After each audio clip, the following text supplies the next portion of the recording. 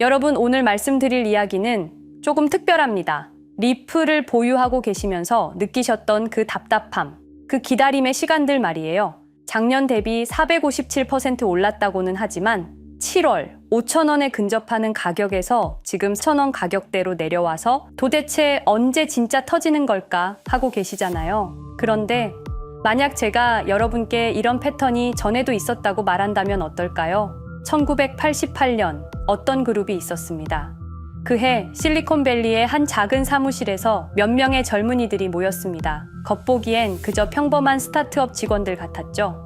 하지만 이들은 뭔가 달랐습니다. 그들만이 보고 있던 미래가 있었어요. 당시 사람들은 이들의 아이디어를 비웃었습니다. 은행 없이 돈을 보낸다는 건 말도 안 되는 소리지. 해킹당하면 어쩔 건데? 완전히 미친 생각이야. 세상은 준비되지 않았습니다. 아니, 정확히는 아직 때가 되지 않았습니다. 그런데 이상한 일이 벌어졌습니다.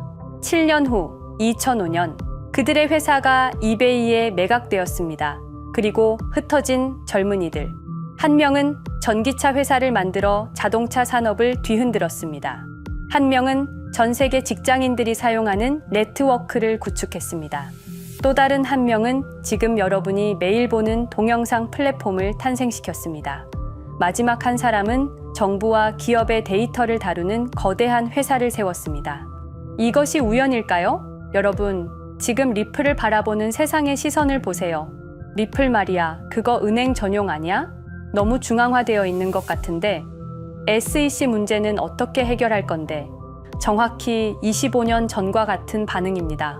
그런데 여러분이 이렇게 답답해 하시는 사이에 조용히 어떤 일들이 벌어지고 있는지 아십니까? SEC 소송이 8월에 완전히 끝났습니다. 그들만의 스테이블 코인도 세상에 나왔죠. 전 세계 은행들은 여전히 이 기술을 계속 도입하고 있어요. 하지만 여전히 사람들은 모르고 있습니다. 마치 1988년처럼 말이죠. 패턴이 보이시나요? 그 그룹의 사람들도 7년을 기다렸습니다. 왜일까요? 진정한 혁신은 세상이 준비될 때까지 기다려야 하기 때문입니다. 국경 간 송금 시장 규모가 700조 원입니다. 기존 시스템은 3에서 5일 걸리고 수수료가 7%예요. 반면에 리플은 어떤가요? 시간은 3에서 5초밖에 걸리지 않고 수수료는 거의 무료라고 봐도 될 정도입니다. 기술적으로는 이미 완벽합니다. 문제는 세상이 아직 이해하지 못하고 있다는 것뿐이에요. 그들이 알고 있던 비밀. 25년 전 그 그룹이 성공할 수 있었던 이유는 단순합니다. 그들은 미래를 먼저 봤기 때문입니다. 남들이 비웃을 때 준비했고 남들이 깨달을 때는 이미 한참 앞서 있었죠. 지금 리플이 3달러 근처에서 머뭇거리고 있다고요? 작년 대비 457% 상승한 건 그냥 시작일 뿐입니다. 역사는 늘 반복됩니다. 그리고 패턴을 아는 사람들은 이미 준비하고 있습니다. 여러분이 지금 느끼고 계신 그 답답함, 그 기다림, 그것이 바로 기회가 오고 있다는 신호일지도 모릅니다. 25년 전 그 그룹처럼 리플의 시간이 곧 올 것입니다. 그리고 여러분은 이미 올바른 자리에 당당히 서 계신 겁니다. 2020년 12월 22일 단 하루 만에 리플은 암살당했습니다. 여러분, 제가 오늘 들려드릴 이야기는 단순한 투자 실패담이 아닙니다. 이것은 21세기 가장 정교한 금융 암살 사건에 관한 이야기입니다. 2020년 12월 22일 오후 우리가 투자했던 리플이 하루아침에 반토막이 났습니다. 당시 리플은 63% 급락했습니다. 마치 은퇴 자금이 하루아침에 반토막 나는 것과 같은 생존 본능을 자극하는 충격이었습니다. 그때 리플에 투자하셨던 분들이라면 누구나 기억하실 겁니다. 누군가는 그날 하루 만에 수천만 원을 잃었고 어떤 이는 수억이 사라지는 걸 그저 눈 뜨고 지켜볼 수밖에 없었습니다. 그리고 그날부터 진짜 전쟁이 시작됐습니다. 그때는 우리가 잘못 판단한 줄 알았습니다. 하지만 5년간 추적한 결과 알아낸 진실은 이것은 우연이 아니었습니다. 누군가 치밀하게 계획한 암살이었습니다. 먼저 왜 누군가가 리플을 없애려 했는지 이해해야 합니다. 스위프트라는 시스템을 아시나요? 현재 200여 개국 11,000개의 금융기관이 사용하는 글로벌 송금 네트워크입니다. 벨기에에 본부를 두고 있지만 실질적으로는 미국이 완전히 통제하고 있습니다. 스위프트가 왜 무서운 권력이라고 말을 하냐면요. 2012년 이란 핵제재 때 이란 은행들을 스위프트에서 완전 퇴출시켰습니다. 그 결과로 이란의 경제는 즉시 붕괴가 됐죠. 그리고 2022년 러시아의 우크라이나 침공 후 러시아 주요 은행들도 스위프트에서 퇴출됐는데 그 직후 바로 러시아의 루블화는 30% 이상 폭락했습니다. 즉, 스위프트에서 쫓겨나면 그 나라는 국제거래에서 완전히 고립됩니다. 그런데 리플은 이 모든 것을 우회할 수 있었습니다. 며칠 걸리던 송금이 리플에선 5초면 끝났습니다. 기존엔 몇만 원씩 들던 수수료가 1원도 안 들었습니다. 거기다가 중개은행까지 불필요했습니다. 그리하여 2017년 리플의 위력이 증명되었습니다. 일본 SBI 그룹, 뱅크 오브 아메리카, 산탄데르 은행 등 200개 이상 금융기관이 리플 파트너십을 검토했습니다. 연간 200조 원 규모의 국제 송금 시장에서 리플이 스위프트를 완전히 대체할 수 있다는 것이 증명된 순간, 바로 이때 누군가에게는 생존 위기가 된 것입니다. 리플은 단순한 암호화폐가 아니었습니다. 리플은 미국이 전 세계를 통제하는 금융무기인 스위프트에 대한 직접적인 도전이었습니다. 스위프트는 돈의 흐름을 틀어쥔 지배의 손길이었습니다. 핵보다 강한 권력, 바로 통화망입니다. 리플 사건을 파헤치다 보니 소름 끼치는 단서들이 발견되기 시작했습니다. 첫 번째 단서, 완벽한 타이밍의 미스터리. 2020년 12월 22일의 타이밍을 분석해 보겠습니다. 12월 22일 오후 9시 30분, SEC 의장 제이 클레이튼은 임기 마지막 12시간을 남기고 전격적으로 리플에 대한 기소를 발표합니다. 그 다음 날인 12월 23일 제이 클레이튼은 SEC 의장직에서 사임하죠. 충격적이게도 바로 다음 날 제이 클레이튼은 월리버 에셋 매니지먼트라는 헤지펀드의 자문 역할로 합류하게 됩니다. 월리버 에셋 매니지먼트는 당시 리플과 라이벌 구도를 형성하고 있던 비트코인과 이더리움에 우리 돈 8천억이라는 거액을 투자한 회사였습니다. 그런데 클레이튼은 리플을 기소한 바로 다음 날 이 회사의 자문이 되었습니다. 두 번째 단서, 이더리움 특혜의 진실. 2018년 6월 14일 SEC 기업금융국장 윌리엄 힌먼의 충격적인 연설이 있었습니다. 현재 이더리움의 제공과 판매는 증권 거래가 아니라고 본다. 그런데 힌먼은 SEC에 오기 전 심슨 대처라는 로펌에서 근무했는데 이 로펌은 이더리움 엔터프라이즈 얼라이언스 멤버였습니다. 더욱이 SEC 재직 중에도 해당 로펌으로부터 상당한 수입을 유지하고 있었습니다. 반면 리플은 리플 CEO가 직접 만나서 명확한 지위를 요청했지만 시간이 더 필요하다며 3년을 더 기다리게 했습니다. 세 번째 단서, 결정적 발견. 가장 충격적인 단서를 발견했습니다. 2020년 12월 22일 리플 기소 발표 직전에 누군가 대량의 리플 매도 주문을 넣었다는 정황이 포착되었습니다. 마치 미리 알고 있었다는 듯이 말입니다. 이 흔적들을 추적하던 중 예상치 못한 곳으로 연결되었습니다. 실리콘밸리였습니다. 은행이나 정부가 아니라 테크 기업들이었습니다. 그것도 우리가 혁신과 자유의 상징으로 알고 있던 바로 그 실리콘밸리 말입니다. 이 세 명의 인물, 이 세 개의 사건, 전혀 관련이 없어 보이지만 공통점이 하나 있습니다. 모두가 실리콘밸리 금융 네트워크와 직접 연결되어 있었다는 겁니다. 모든 흔적이 한 곳을 가리키고 있었습니다. 리플을 제거한 배후로 의심되는 세력들, 많은 단서들이 결국 이곳을 가리키고 있었습니다. 바로 페이팔 마피아라는 이름의 거대한 네트워크였습니다. 2002년 10월 3일 페이팔이 이베이에 매각되었습니다. 이때 페이팔을 퇴사한 50명 중 38명이 새로운 기업을 창업하거나 거대한 투자를 시작했습니다. 그들은 서로 관계를 꾸준히 유지하면서 창업한 기업에 서로 투자하고 때로는 동업하면서 상호 성장하는 거대한 네트워크를 만들어냈습니다. 2025년 현재는 우리나라의 GDP보다 큰 규모의 자산을 움직이는 네트워크가 되었습니다. 이제 그들은 기업가가 아닌 제국의 지배자가 되었습니다.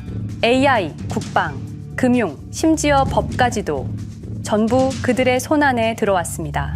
그중 핵심 인물이 바로 피터 틸인데요. 팔란티어를 창업한 사람입니다. 팔란티어는 CIA, FBI, 미 국방부 등의 정부기관에 데이터 시스템을 독점으로 공급하고 있습니다. 피터 틸이 직접 설립하거나 자문을 한 회사만 무려 59개나 되는데요. 가장 유명한 사례는 페이스북의 첫 외부 투자자였다는 겁니다. 우리 돈 약 6억 정도를 투자해서 수조 원의 수익을 올렸거든요. 그리고 나서 2025년 트럼프 2기 행정부의 공동인수위원회 의장으로 발탁이 된 인물입니다. 2001년 충격적인 9.11 테러 후 그는 우리의 사기 탐지 기술을 국가 안보에 쓸 수 있다며 2003년 펠런티어를 창업했습니다. 창업과 동시에 CIA의 벤처 펀드 인큐텔로부터 투자를 받았습니다. 그리고 피터 틸은 단순히 사업만 한 것이 아닙니다. 정치인을 직접 키워냈습니다. 현재 미국 부통령인 JD 벤스는 피터 틸의 미스릴 캐피탈에서 일했고 피터 틸의 지원을 받아 나르야 캐피탈을 창업했습니다. 트럼프에게 벤스를 소개한 것도 피터 틸입니다. 그리고 일론 머스크, 우리에게는 테슬라, 스페이스X, 그리고 X로 유명한 인물이죠. 머스크 역시 트럼프 2기 행정부에 입각해서 정부 효율 성부, 도지의 수장으로 일했습니다. 연방정부 전체의 예산 삭감 권한을 가진 엄청난 자리였습니다만 지금은 트럼프와 갈등을 벌이고 있기도 하죠. 그런데 그가 트럼프의 2024년 대선 최대 후원자라는 건 변하지 않습니다. 무려 2억 9,148만 달러, 우리 돈으로 약 4,300억 원을 기부했는데요. 머스크는 그때부터 기술과 권력을 통합하려는 제국 건설에 나섰습니다. AI, 화성, 인터넷, 금융. 이제는 인류의 생각 그 자체까지 장악하려 하고 있습니다. 머스크는 원래 트럼프 지지자가 아니었습니다. 오히려 바이든을 지지했죠. 하지만 바이든 정부가 백악관 전기자동차 정상회담에서 GM과 포드는 초대하고 테슬라의 수장인 자신은 제외시키자 마음의 상처를 입은 머스크는 공화당 지지자로 돌아섰습니다. 그리고 머스크의 시장 조작 능력은 이미 입증되었습니다. 2021년 5월 환경 문제로 비트코인 결제 중단이라는 트윗 하나로 비트코인을 폭락시킨 후 뒤로는 더 싸게 매집했습니다. 그리고 데이비드 sak스, 현재 백악관 AI 및 암호화폐 차르로 있는 인물이죠. 모든 암호화폐 정책 최종 결정권을 가진 자리에도 페이팔 마피아가 장악한 겁니다. 마지막으로 제드 맥켈럽, 우리에게는 리플의 배신자로 알려진 인물인데요. 아시는 것처럼 리플 공동 창업자였지만 리플을 나와서 스텔라루멘을 출시한 사람입니다. 2013년 리플 퇴사 후 90억 개의 리플을 보유한 상태로 갈등을 벌이다가 결국 2022년 7월까지 리플을 완전 매도해서 4조 2천억의 천문학적인 수익을 올렸습니다. 자, 그런데 여기서 기묘한 커넥션이 나오는데요. 2025년 6월 페이팔의 페이팔 USD가 스텔라루멘 체인으로 이전을 발표합니다. 그리고 SEC 의장 제이 클레이튼도 이들과 연결되어 있었습니다. 클레이튼이 리플 기소 후 바로 합류한 월리버 에셋 매니지먼트는 페이팔 마피아들이 투자한 회사였고 원래는 비트코인, 이더리움에 8천억 정도를 투자했다고 알려져 있었지만 올해 초 내부 기밀 문서가 유출되는 사건이 발생합니다.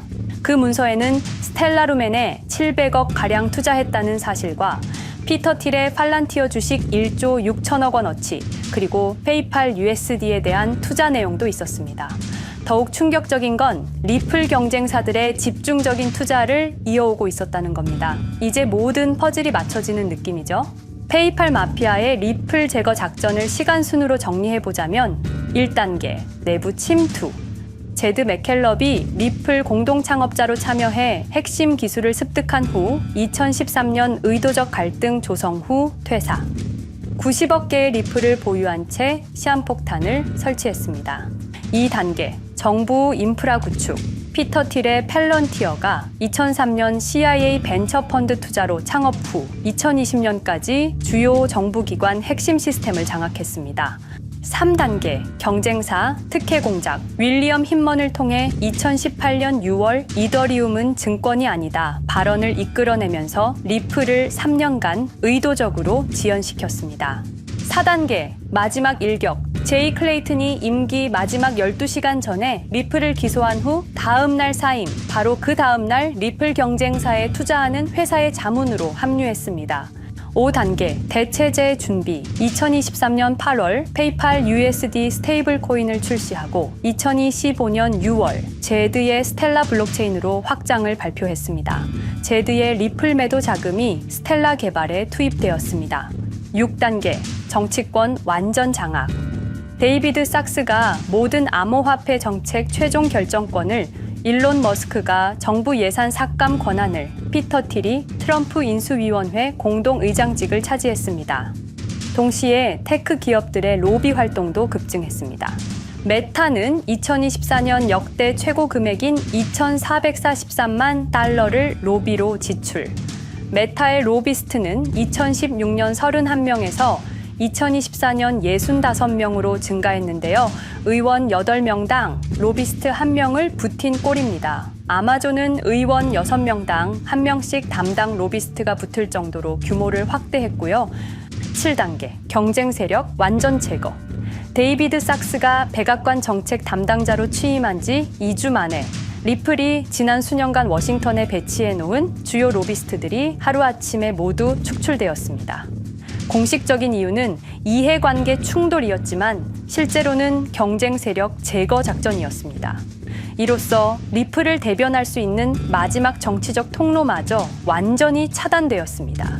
페이팔 마피아의 계획은 리플 공격이 끝이 아니었습니다. 현재 새로운 타겟을 노리고 있습니다. 그리고 그 타겟은 단순한 암호화폐가 아닙니다. 그건 머스크조차 경계할 수밖에 없는 존재, 통제 불가능한 AI 코인이었습니다. 리플에 대한 공격이 성공한 것처럼 보이지만 그들이 아직 해결하지 못한 하나의 문제가 남아 있습니다. 한 AI 코인이 일론 머스크의 테슬라 AI와 xAI를 위협할 수 있는 기술력을 가지고 있다는 것입니다. 그래서 전략이 바뀌었습니다.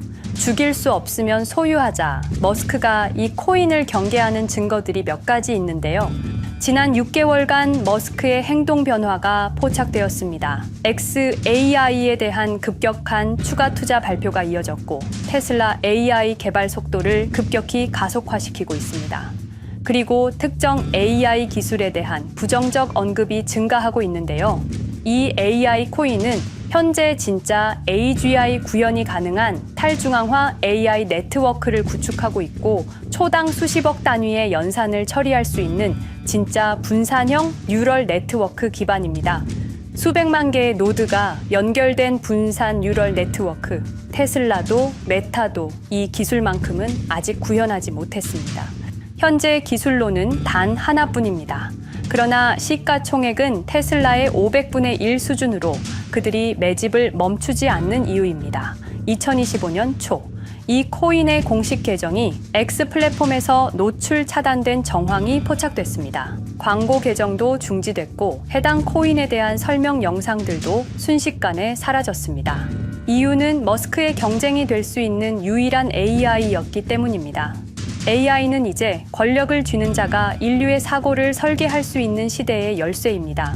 머스크가 이 코인을 완전히 소유하게 되면 그의 AI 제국은 완성될지도 모르겠습니다. 하지만 문제가 있습니다.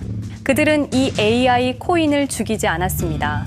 그 대신 가격을 철저히 짓눌렀습니다. 검색에서는 사라졌고 알고리즘은 배제했습니다. 누군가는 관심 없는 프로젝트라고 말합니다. 하지만 진실은 정반대입니다. 지금도 머스크와 페이팔 마피아의 자금이 그 코인으로 조용히 흘러 들어가고 있습니다. 가격이 낮은 건 무가치해서가 아니라 그들이 싸게 사고 있기 때문입니다. 그런데 이 AI 코인의 정체를 여기 유튜브에서 공개하려 했지만 치명적인 문제를 발견했습니다. 2005년 페이팔의 웹 디자이너와 개발자들이 동영상 공유 서비스를 만들었는데 그게 바로 지금 여러분이 보고 계시는 유튜브입니다. 체드 헐리, 스티브 첸, 자베드 카림, 유튜브 창립자들도 모두 페이팔 출신입니다. 게다가 일론 머스크는 현재 X를 소유하고 있습니다. 이러한 플랫폼들에서 그들의 AI 제국을 방해하는 정보를 공개하면 검열당할 위험이 있습니다. 그런데 제가 이 코인의 정체를 세상에 폭로한 게 이번이 처음이 아닙니다. 어떤 이유에선지 그 영상은 삭제되었고 이후 채널도 더는 운영할 수 없게 되었습니다. 커뮤니티 가이드라인을 위반한 적은 없었지만 불편한 진실이 다뤄질 때마다 이런 일이 반복됐습니다. 이건 단지 투자 종목 하나를 공유하는 문제가 아닙니다. 이건 우리가 감시와 통제에 맞서 싸울 수 있는 유일한 기회입니다. 영상의 댓글란에 저항이라고 두 글자를 남겨주시고 010-5528-2156 이 번호로 저항 두 글자만 문자로 보내주세요. 그럼 당신은 지금 머스크가 검열하고 페이팔 마피아가 조용히 매집 중인 그 AI 코인의 정체를 가장 먼저 알게 될 것입니다. 우리는 지금 역사의 분수령을 지나고 있습니다. 진정한 탈중앙화 금융이 실현될 뻔했지만 페이팔 마피아의 방해로 더 강력하고 교묘한 지배자들이 통제하는 세상이 오고 있습니다. 페이팔 마피아가 완성하려는 새로운 세계는 팔란티어를 통해 모든 거래를 실시간으로 감시하고 페이팔의 페이팔 USD를 통해 정부 마음대로 계좌를 동결시킬 수도 있고 차세대 스위프트를 통해 우리의 거래를 통제하고 AI 기술 독점을 통해 인류의 사고방식마저 장악하려는 겁니다. 하지만 완전히 포기하기엔 너무 이릅니다. 왜냐하면 진실을 아는 사람들이 늘어나고 있고 브릭스가 여기에 대한 대안을 만들고 있으며 리플의 기술적 우수성은 여전히 변하지 않았고 아직 머스크가 완전히 통제하지 못한 진짜 AI 혁명의 씨앗인 이 코인이 남아있기 때문입니다. 규제 환경이 바뀌고 진실이 밝혀지면 리플은 언제든 재평가받을 수 있습니다. 리플 홀더들이 당한 것은 개인 투자 실패가 아니었습니다. 이것은 21세기 금융 권력 투쟁에서 일어난 결정적 전투였습니다. 리플은 비록 일시적으로 억압받고 있지만 진정한 탈중앙화 기술은 결코 사라지지 않습니다. 하지만 이 전쟁은 아직 끝나지 않았습니다. 우리가 아무것도 하지 않으면 그들은 모든 것을 가져갈 겁니다. 머스크와 페이팔 마피아는 이 시대 최고의 지배자들입니다. 하지만 그들도 막지 못하는 단 하나가 있습니다. 바로 진실을 알아버린 개인들입니다. 우리는 지금 그들에 맞설 수 있는 거의 유일한 순간에 서 있습니다. 한 통의 문자, 그것은 단순한 신호가 아닙니다. 지금 움직이는 자만이 미래를 차지할 수 있습니다. 지금까지 이 긴 이야기를 들어주셔서 감사합니다. 제가 말씀드린 모든 것들은 사실을 기반으로 하며 대부분 공개된 기록들입니다. 기억하십시오. 우리가 침묵하는 순간 그들의 승리는 완성됩니다. 리플은 억압받았지만 그 정신은 살아남았습니다. 그리고 언젠가 진짜 자유로운 AI가 세상에 다시 등장할 그날까지 우리는 싸움을 멈추지 않을 것입니다. 010-5528-2156 이 번호로 저항 두 글자만 문자 보내주세요. 이 정보는 지금 공개적으로 전할 수 없습니다. 저항이라는 신호를 보내주신 분들께 제가 직접 확인 후 순차적으로 보내드리겠습니다. 당신의 작은 선택이 우리 모두의 미래를 바꿀 수 있습니다. 지금이 바로 우리가 다시 시작할 순간입니다. 저항에 동참해주세요.